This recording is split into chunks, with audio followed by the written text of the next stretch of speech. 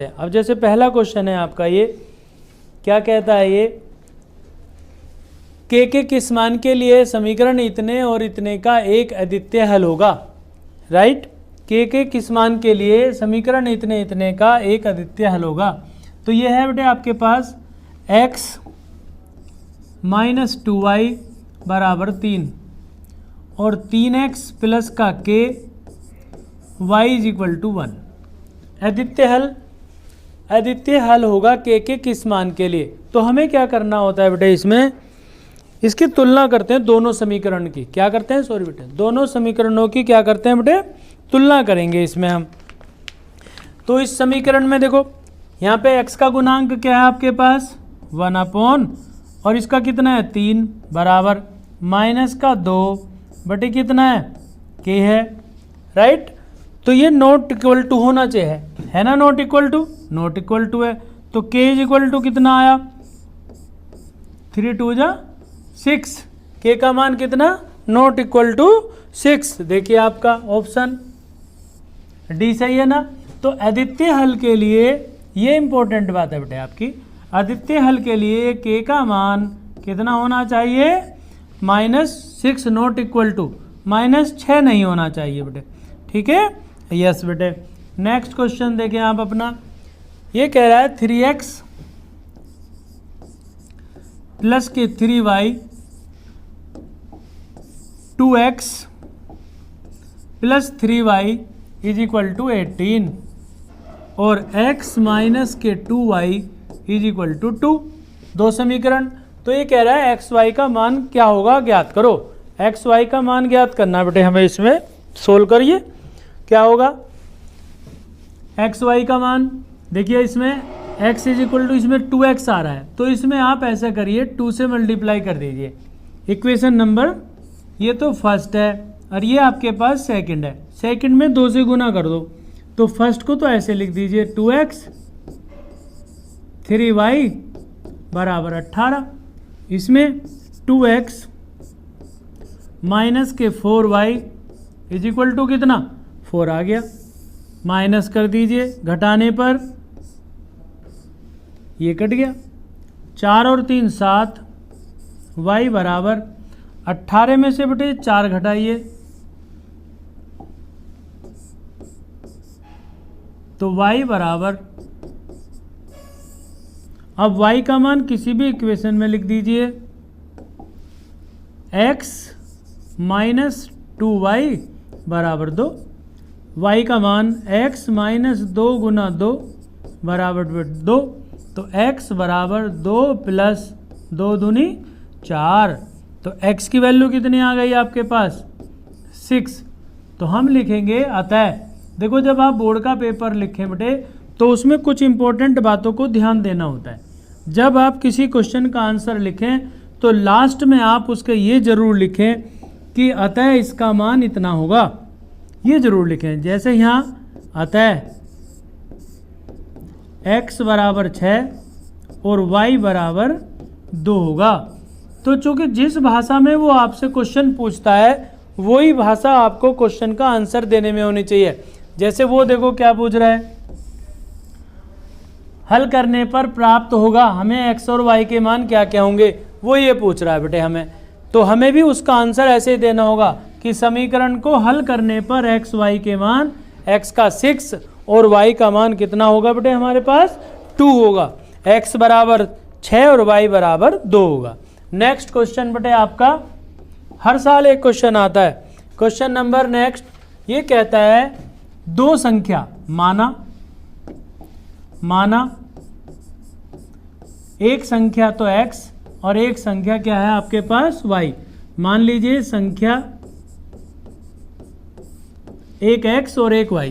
तो कह रहा है दो संख्याओं का योगफल x प्लस y बराबर कितना 19 और उनका अंतर कितना है x माइनस y बराबर कितना 7। तो कह रहा है संख्या ज्ञात करो। संख्याएं ज्ञात करनी है बेटे हमें कि उसकी संख्याएं क्या होंगी। अब यहाँ आ जाइए, दो संख्याओं का योग 19, अंतर इतना। समीकरण नंबर 1 समीकरण नंबर 2, कितना आसान है, हार्ड है ना, नहीं है, आसान है बेटे। दोनों को जोड़ने पर जोड़ने पर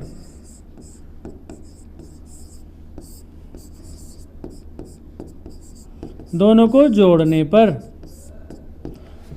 y कट गया, 2x ये तो कैंसिल, बराबर 9 और 7, 1 और 1, x बराबर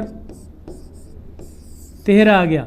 ये आप ऐसे भी लिख सकते हो बेटे, अगर आप पूरा लिखना चाहें डिटेल तो x इज इक्वल टू 26/2 बराबर 13, x बराबर तो आ गया 13। अब y का मान चाहिए हमें, तो हमारे पास सवाल क्या है, x माइनस वाई बराबर 7, x का मान 13 माइनस वाई बराबर 7, तो y बराबर माइनस का 7 माइनस के 13 घटा दीजिए, कितना बचा, माइनस वाई बराबर माइनस के 7 6 कितने हुए 13, तो y का मान कितना है, माइनस से माइनस कट गया 6। इसलिए आपको लास्ट में ये जरूर लिखना चाहिए बेटे, अतः संख्या क्या होंगी, x बराबर तो हमारे पास 13 और y बराबर कितना होगा 6, ठीक, 6 और 3 9, दोनों को जोड़ने के बाद 29 आ रहा है बेटे, और घटाने के बाद राइट कौन सी संख्या हुई आपके पास, 13 और 6 हुई बेटे। नेक्स्ट क्वेश्चन आपका है बेटे, ज्ञात कीजिए कि रेखिक समीकरण का युग्म इतना इतना शांत है या अशांत है। बहुत इंपॉर्टेंट चीज है बेटे, इंपॉर्टेंट। पहला समीकरण है आपके पास 2x माइनस के 3y इज इक्वल टू कितना 8 और 4x minus 6y is equal to कितना है 9।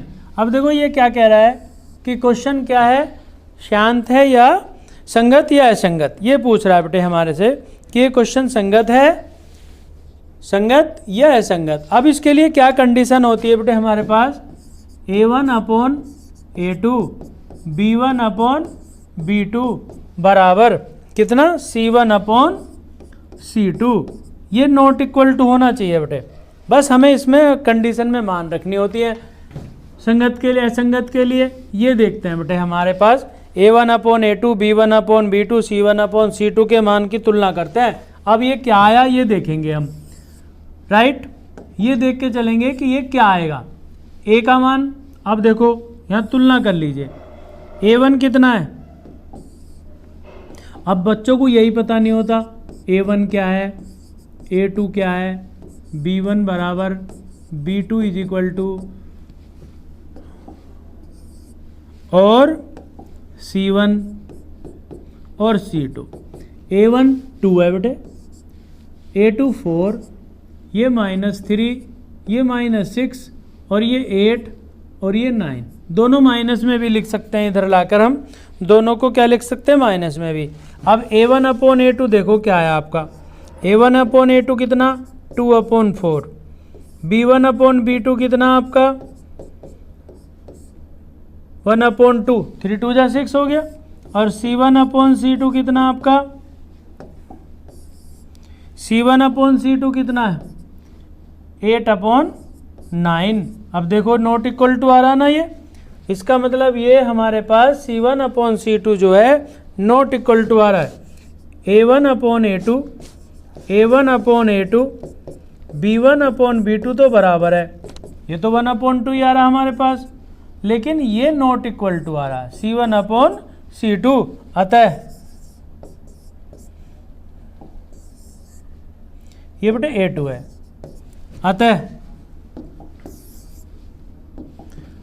अतः कैसा निकाय है हमारे पास, असंगत है बेटे, युग्म जो है असंगत है,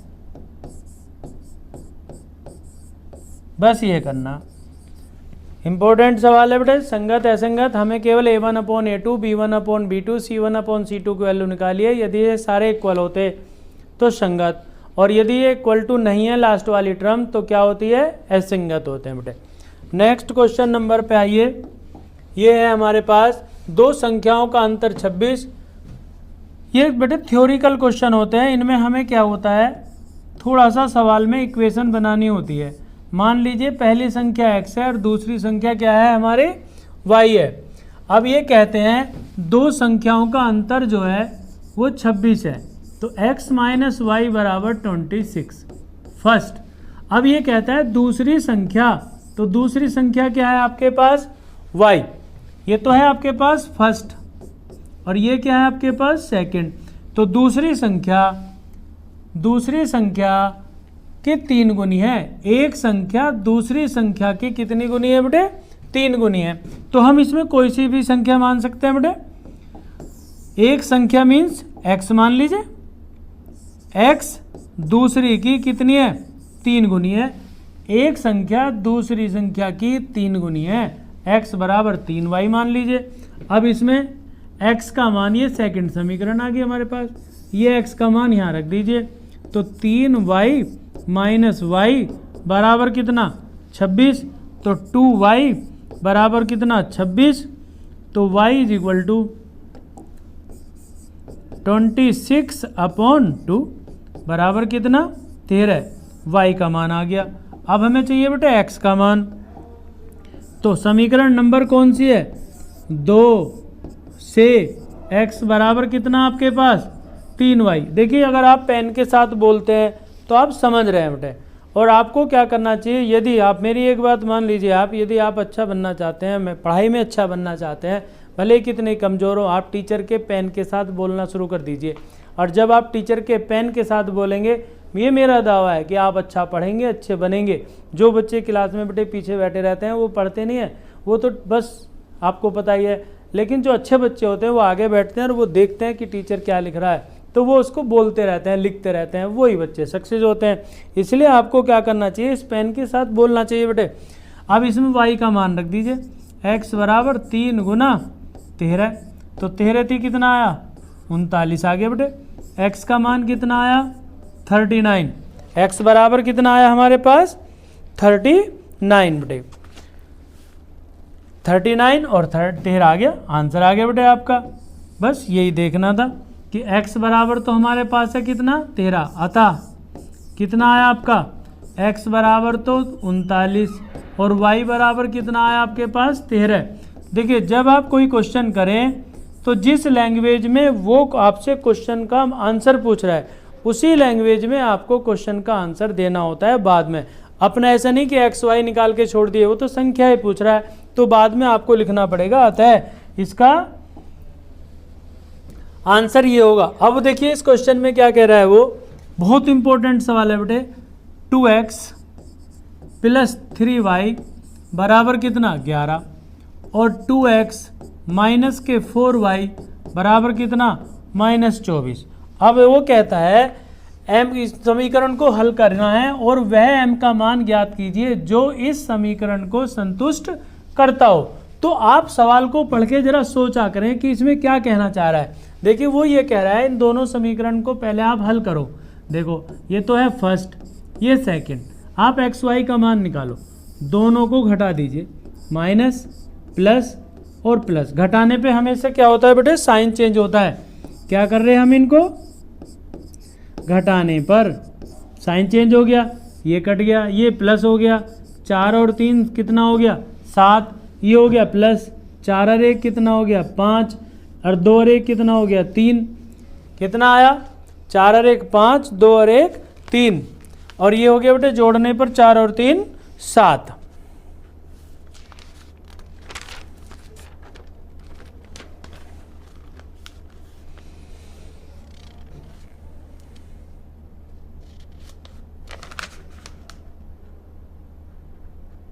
तो y x बराबर कितना, y कितना आया आपके पास 35 बटे कितना आ गया 7, 7 पंजे 35, ठीक है। हाँ बेटे y का मान आपका आ गया, y बराबर आया आपके पास 5।